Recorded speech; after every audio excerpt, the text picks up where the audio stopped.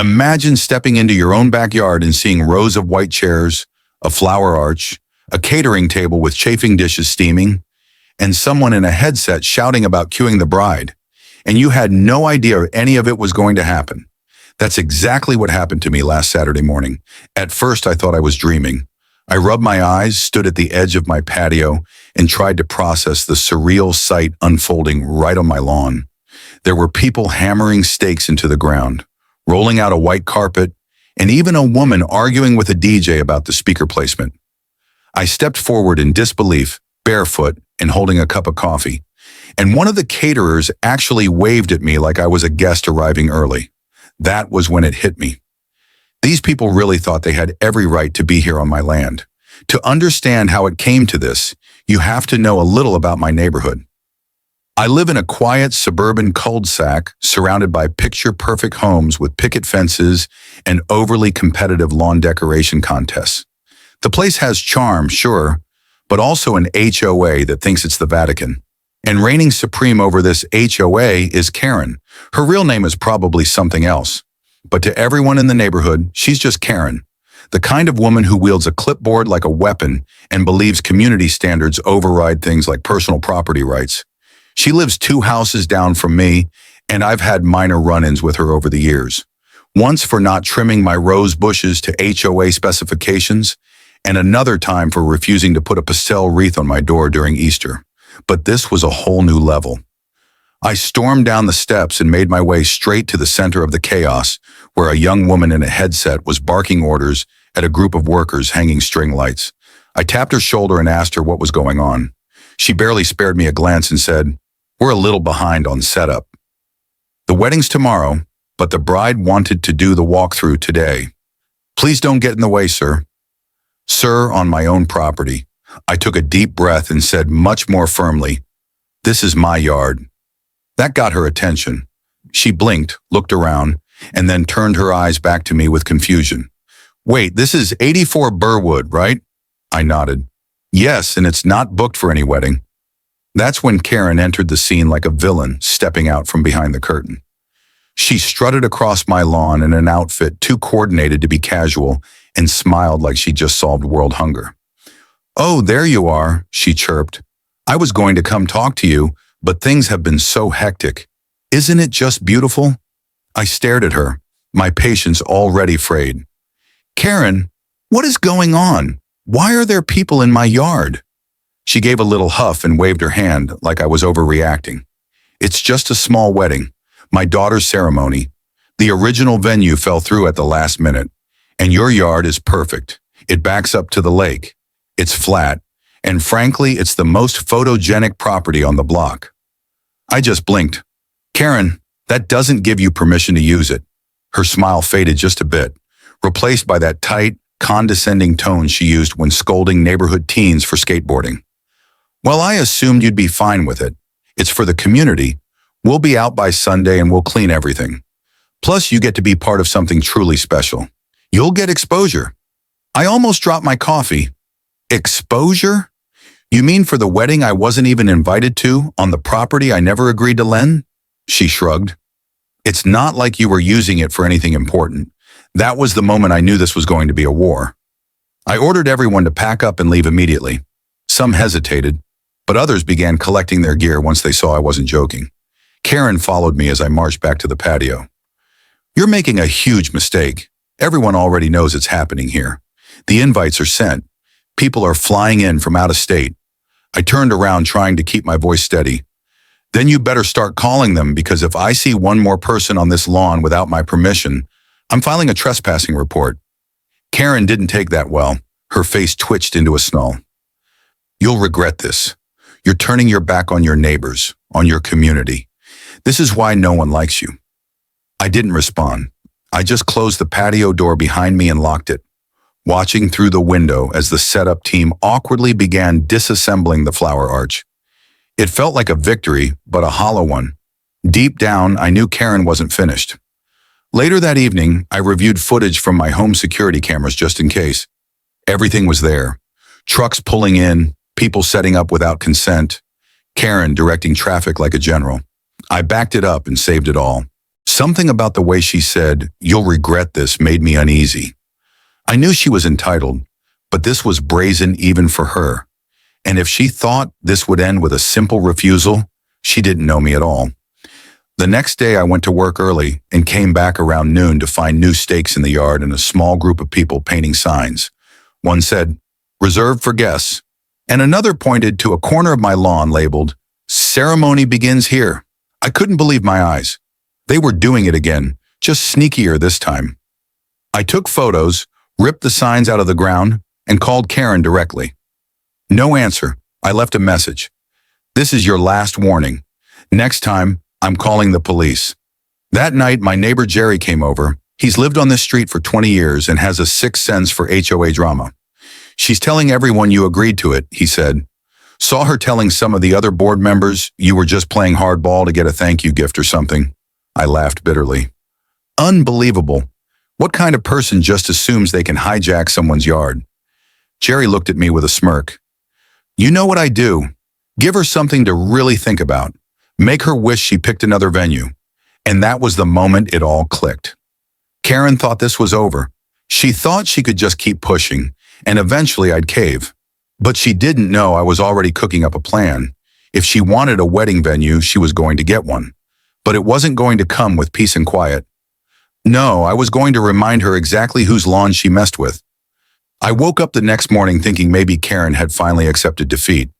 Maybe the message I left on her phone and the sight of her precious decorations being hauled off my property would have been enough to shut this whole thing down. But the world has a way of proving me wrong exactly when I start to feel hopeful. At around 10 o'clock in the morning, I opened my front door to grab the newspaper and found a thick envelope duct taped to the wood, not slid into the mailbox or placed politely on the welcome mat. No, duct taped. Ripping it off, I unfolded the contents and saw something that made me laugh out loud and then immediately get angry. It was a form-looking letter signed by Karen and 3 other HOA board members. In their carefully worded document, they claimed that due to unforeseen circumstances, the HOA had temporarily allocated my yard for communal event use, specifically citing a necessary community gathering of high emotional and cultural importance. They even tried to cite some obscure clause about neighborhood beautification projects, as if that gave them the right to host a wedding on my grass. It would have been hilarious if it weren't so offensive. I wasn't just mad at Karen anymore. I was mad at the entire board. Not one of them had reached out to me directly, and this wasn't some shared sidewalk or community lot. It was my land, paid for, taxed, and maintained solely by me. I wasn't about to let them strong-arm me with fake authority. I immediately called the city zoning office to confirm what I already knew. Private property is private property, HOA or not. They were polite but clearly used to dealing with these kinds of disputes. The rep said unless I signed an agreement or had a shared use clause in my title deed, which I didn't, there was no legal way they could use my yard. If they showed up again, I was well within my rights to call the police. Fueled by that confirmation, I went outside to walk the yard and make sure no one had done anything overnight. That's when I noticed my flower beds had been disturbed. One corner had been dug up and replaced with what looked like fresh sod, a poor match to the rest of the grass. A few of my landscaping stones were moved into a neat line, almost like someone was marking off an aisle. I followed the subtle trail and found a ribbon tied to my fence post like they were trying to quietly set up again. Less obvious this time. That sent me straight to my shed where I keep a supply of signs for every situation. No trespassing private property and my personal favorite smile you on camera. I placed them strategically around the yard facing outward so nobody could claim they didn't know. I thought maybe that would do it. I was wrong again. Around 3 o'clock in the afternoon, a landscaping truck rolled up and parked right outside my driveway. A crew of 3 guys stepped out with clippers, a leaf blower, and bags of mulch. I intercepted them before they could start. One guy, mid-40s with a clipboard, looked confused when I told him to pack it up. "We've got a work order here," he said. "Says this is part of the HOA-sponsored beautification for the wedding site." I laughed and pointed to the sign over my shoulder. "What does that say?" He read it aloud. "Private property, no trespassing." I nodded. "Exactly. Did the HOA give you a key to my shed? A waterline connection? Number, that's because they don't own this land. I do. He scratched his head, looked at his partner, and then quietly apologized before loading everything back into the truck. As they pulled away, I caught Karen watching from across the street. She stood on her porch with her arms crossed and an expression that could melt steel. I waved. She didn't wave back. Later that evening, I got a text from a neighbor who didn't want to get involved, but wanted to give me a heads up. Apparently, Karen was telling people I was being unreasonable and vindictive, claiming I had promised her the space weeks ago and then changed my mind for attention.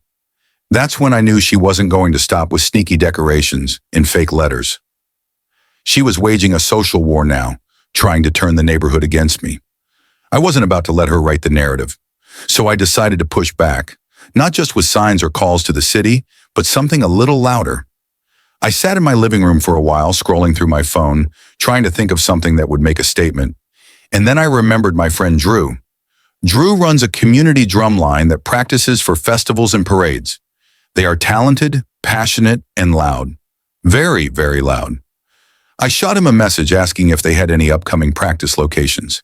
He replied a minute later with a shrug emoji and said, "We're looking for a spot." "Why, you offering your yacht again?" I replied, "You bet. Bring the full crew." Of course, I wasn't going to spring that on anyone without notice. I planned carefully. I gave Drew a list of times I knew Karen and her wedding planner were scheduled to rehearse based on what I'd overheard and what a couple of fed-up neighbors had shared with me. Then I went out and bought a bunch of lawn chairs and set them up facing my garage like an audience area. I didn't tell anyone what was coming. Not yet. I wanted it to hit them like a thunderclap. The next morning was quiet. Too quiet.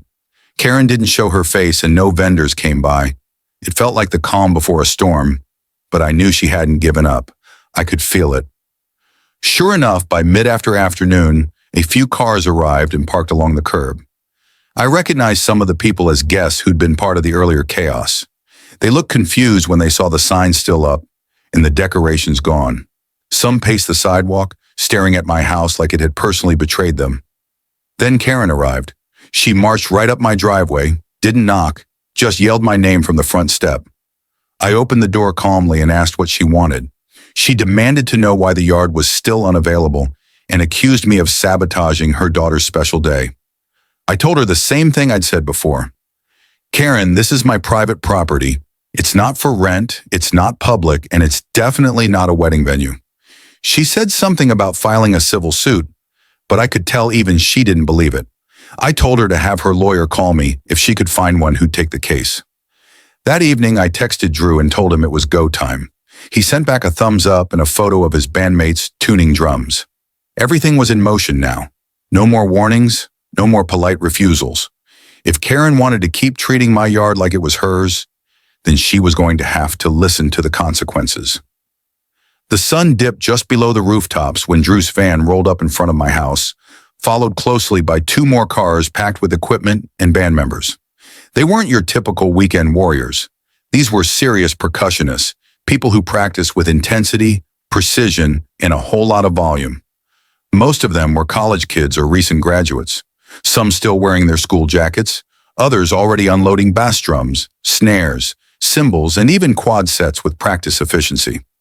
I greeted Drew with a firm handshake and handed out cold bottles of water to the team as they set up along the edge of my lawn, forming a semicircle just in front of the spot where Karen had tried to place her altar.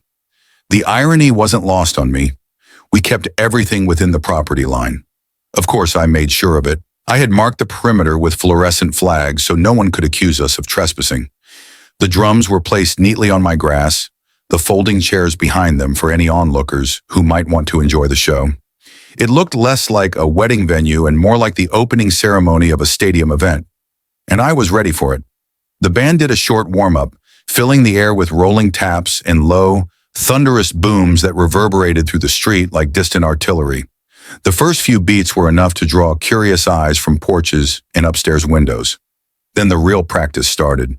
The lead snare snapped a rhythm so sharp it could have sliced through drywall. The bass drums followed with deep pulses that made the ground vibrate underfoot. Cymbals clashed with perfect timing, echoing off nearby houses like a celebration or a declaration of war, depending on how you looked at it. And me, I just stood there in a lawn chair, sipping lemonade and nodding along to the beat, pretending not to notice Karen charging down her driveway like a bull spotting red. She didn't even stop at the edge of the street. She came storming right onto my property, pointing a shaking finger toward the drummers, her face already turning the color of overripe strawberries. I calmly stood to greet her, keeping a healthy distance so her spittle wouldn't hit me when she inevitably started yelling. And yell she did something about disturbing the peace, violating community noise ordinances, and ruining my daughter's only shot at happiness. I let her rant until she ran out of breath, then casually pointed to the small laminated sign posted by the edge of the driveway. Private property scheduled lawn practice 4:30 p.m. to 7:30 p.m. City noise limits observed. Karen read it with a twitching eye. "You're doing this on purpose," she hissed. "You planned this just to ruin her rehearsal." I raised an eyebrow. "Karen, this is my property. These are invited guests. They are musicians practicing on my lawn. There's no rule that says I can't have a drumline practice on my own grass." She opened her mouth, then closed it again, unsure of what to say. Her daughter, meanwhile, was standing across the street with a group of bridesmaids, all wide-eyed and clearly debating whether they should cross over or just get back in their car and leave. I waved at them, too. They didn't wave back either. The drummers kept going. Every few minutes, they'd pause to hydrate, adjust positions, or go over a more complex pattern. Drew, bless his heart, took the whole thing seriously. He even complimented the acoustics of the neighborhood, saying the sound bounced nicely off the fences and gave their snares a punchy resonance. I couldn't agree more. During one of the short breaks, Karen tried to speak again, lowering her voice to what I assume she thought was a reasonable adult tone. She said I was embarrassing myself, that people were starting to talk, that the HOA would fine me for disorderly conduct. I responded by handing her a copy of the letter. I'd gotten from the city confirming my rights to host events on my property as long as I respected noise curfews, which I had. She looked at the letter like it was a snake. I could see her trying to find any loophole, any excuse to keep pushing her narrative. But for once, she was cornered. Everything had been done legally, visibly, and with full awareness of the law. There was nothing she could do. So she switched tactics. She walked across the street to a group of neighbors who had gathered on a nearby lawn, whispering in hushed tones and throwing occasional glances my way. I couldn't hear what she was saying, but I didn't have to. Her hands flew around like a conductor orchestrating pity, painting herself as the victim of some cruel prank. One or two neighbors nodded sympathetically, but most just shrugged and went back to watching the drumline like it was a halftime show. In truth, I think many of them were enjoying the spectacle. Something different, something real, and I was only getting started. The drummers practiced for nearly 3 hours. They ran through routines, solo performances, group drills, and even a few syncopated chants that could have rattled the windows of Karen's house if she dared go back inside. As the final notes echoed into the cooling evening, Drew gave me a friendly nod and said they'd be happy to return for another session tomorrow. Same time, same volume. I thanked him, slipped him a little cash for their time, and told him I might have a few more requests for the week ahead. That night, I got several messages, some from neighbors who were impressed with the show, asking if it would happen again. One lady down the street said her grandkids were dancing in the living room. Another man asked if I rented out the band for parties. But my favorite message came from an unknown number. It read, "You're playing a dangerous game. The wedding is happening whether you like it or not. No name, no warning, just entitlement with a pinch of threat." I screenshot the message and saved it just in case. The next day was quiet again, but not because they had given up. No, this felt like plotting, planning the calm before another storm. Around noon, I saw a few cars slowly cruising by my house, drivers scanning the yard as if checking for openings. I stayed inside and let them watch. That evening, Drew and the crew came back, this time with even more drums and a few extra members. The beat was louder, stronger, unapologetic. And as I sat there watching Karen slam her window shut from across the street, I realized something simple and satisfying. This wasn't just about a wedding anymore. This was about someone trying to take something from me, something I had built, paid for, maintained. And this was me taking it back in the loudest, most rhythmic way possible. Let's just say I was far from done. The morning of the wedding was oddly still, the kind of silence that made my skin crawl. I stood on the porch, sipping my coffee, waiting for the next move, half expecting a SWAT team of florists and caterers to descend on my lawn. But for a while, nothing happened. Birds chopped, sprinklers ticked to life, and the sun painted golden streaks across the grass. It was calm, but I didn't trust it. I had a gut feeling this wasn't over. Not by a long shot. I had seen that look in Karen's eyes. She wasn't someone who bowed out quietly. She was someone who doubled down when her back was against the wall. And this day wasn't about logic or legality for her. It was about her daughter's dream wedding, and to her, I was the villain who stood in the way. At exactly 10:43 a.m., a line of SUVs pulled into the street like a royal motorcade. The first one parked in front of Karen's house, followed by a van marked with a rental company logo. The others slowly lined the curb in front of neighboring properties. My phone buzzed in my pocket. A neighbor texted me, "They are doing it. Wedding is on. They think you won't stop them." I didn't reply. I just walked calmly back inside, set my cup down, and checked the backyard camera feed. I blinked in disbelief. They were already in my yard again. I stepped outside and found 3 men unloading chairs from the van and lining them up in neat rows on my grass. A woman in a headset, different from the one earlier in the week, but just as confident, was placing printed signs marked brideside and groomside along the lawn.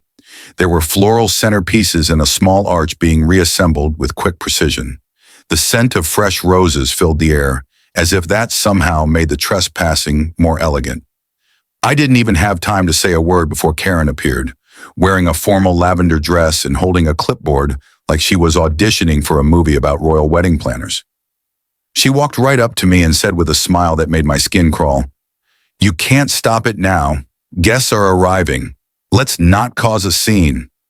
I asked her if she had lost her mind. She waved dismissively. "This is a once-in-a-lifetime moment.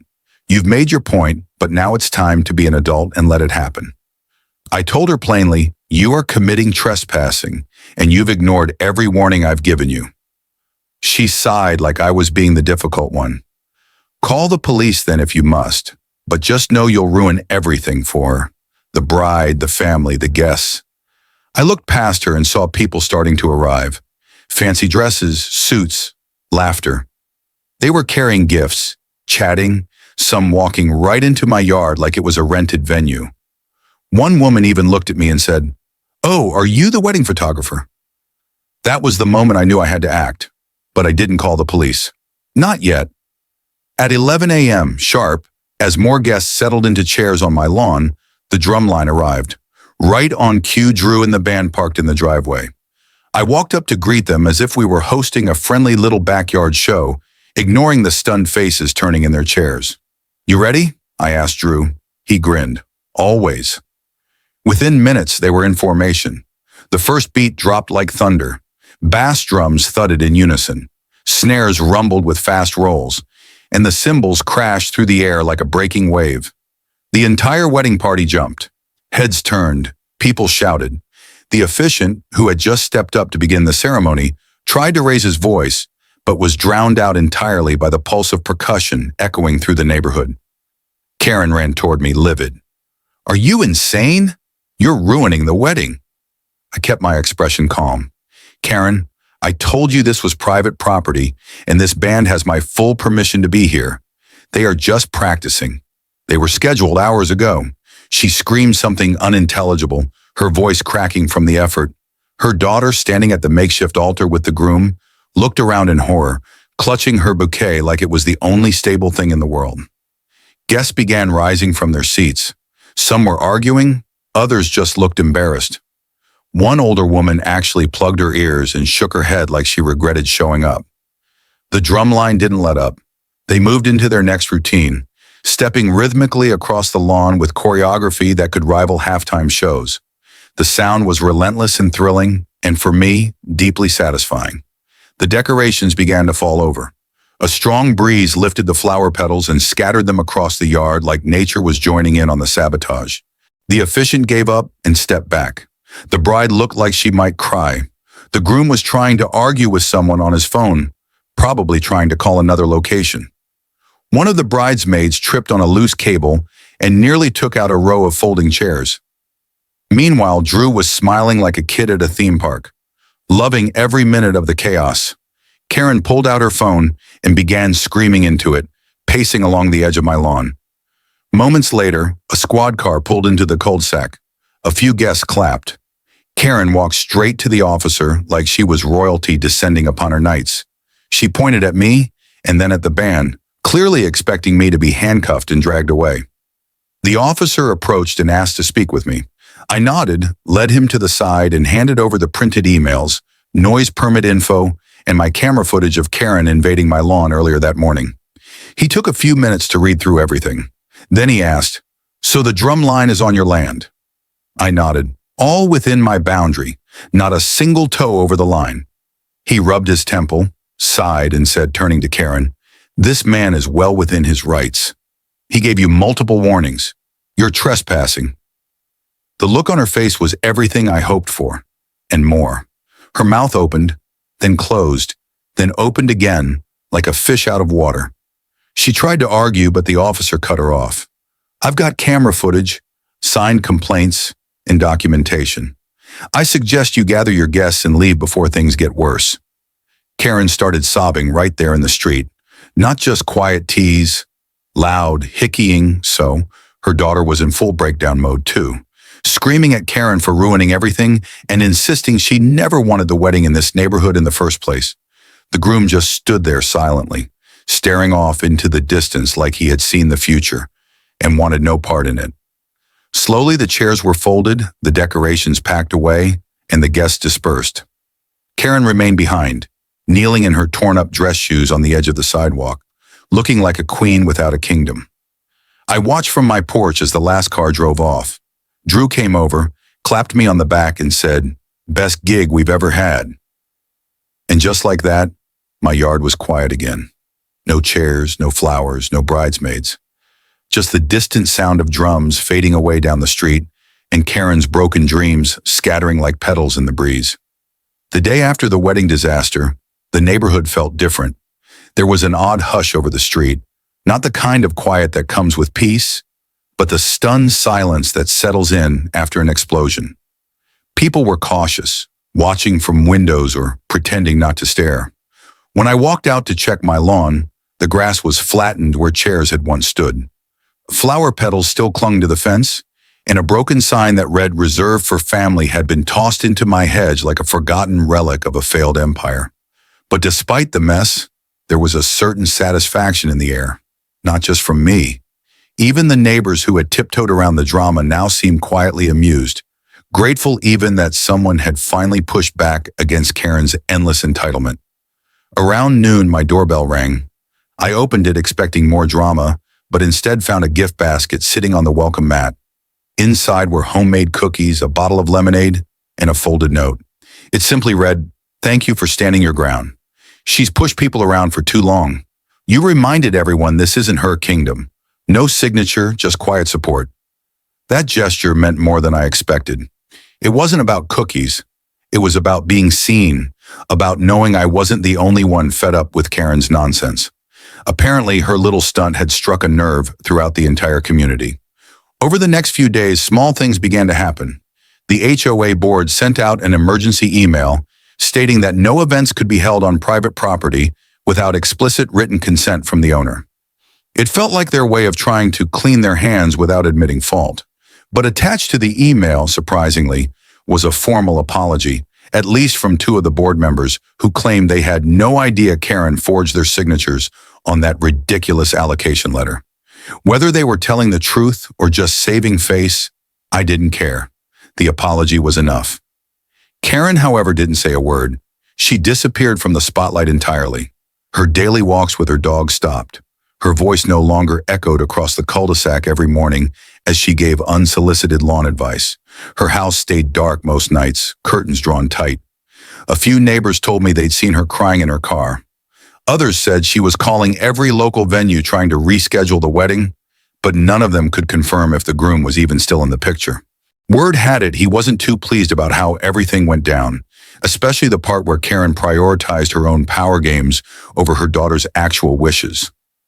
A week later, a real estate sign went up in front of her house, a bright white post with a red arrow and the words "for sale" in bold. No one said anything directly, but everyone saw it. There were no farewell parties, no casseroles dropped off, no neighbors gathering to wish her well.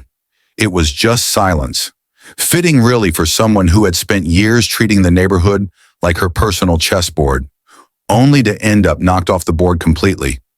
Meanwhile, things on my side of the street changed for the better. I got invited to barbecues. People who had once avoided conflict started waving at me in the mornings, and kids began using the sidewalk in front of my house again without fear of being scolded. It wasn't that I had become some kind of hero. It was just that someone finally pushed back, and that gave others the courage to stop tiptoeing too. Even Drew in the drumline got a few invites for other local gigs. One neighbor even asked if I'd host a concert night once a month. The idea of a lawn party, this time with permission, made me smile. One of my favorite moments came about 10 days after the wedding chaos. I was out watering my plants when a kid from down the street rode up on his bike. He looked nervous at first, but then pulled something out of his backpack and handed it to me. It was a drawing crayon on white paper, a little rough around the edges, but unmistakable. It showed me standing on the porch, arms crossed, with a huge drum line behind me and sound waves pushing Karen into a bush. Above it were the words "Drum Guy Rules." I laughed so hard I had to sit down. I thanked him and told him I'd frame it, and I did, right above my desk. That same evening, I got an email from a local content creator who ran a YouTube channel about outrageous HOA stories. He'd seen the clips someone had posted on Reddit and wanted to interview me. Apparently, the story had gained traction online. A few neighbors had filmed the confrontation, and one of them even uploaded a full 20-minute clip of the drumline performing while Karen lost her mind in the background. The video was titled, "Karen's Wedding Meltdown Gets Drowned Out by Drumline," and it had racked up over 700,000 views. The comments section was a sea of laughing emojis, clapping hands, and calls for me to start a lawn protest movement. I didn't reply to the YouTuber right away, but it was surreal seeing my quiet, suburban chaos turn into viral content. The most unexpected outcome came during a grocery run. I was standing in line when someone tapped my shoulder. A woman I didn't recognize said, "Hey, you're the drum guy, right?" I nodded slowly, unsure where this was going. She smiled and said, "That was legendary. My cousin lives in your neighborhood. You made a lot of people's week." I laughed and thanked her. Who knew standing up for your backyard could make you internet famous? Still, for all the viral fame and neighborly thanks, the most rewarding part was just getting my peace back. Being able to walk into my yard without stumbling over folding chairs, sitting on my porch without someone shouting into a headset, and most importantly, knowing that no one, no matter how loud, entitled, or HOA inflated, could take what was mine without a fight. Karen eventually moved out. Her house sat empty for a few weeks before a new family moved in. They introduced themselves properly, brought over muffins, and asked if there were any unwritten neighborhood rules they should know about. I smiled and said, "Just don't book your neighbor's yard for a wedding, and we'll get along just fine." They laughed, and I knew we'd be okay. It ended the way it began, quietly. No fanfare, no grand announcements, just a clean slate. But every time I hear a bass drum thump in a parade or a cymbal crash in a song, I can't help but grin because I'll always remember the day a wedding tried to take over my backyard, and I beat it back with rhythm, resolve, and a little help from a very loud band. And it leaves me wondering if someone booked your yard without asking, would you go to war or just let it?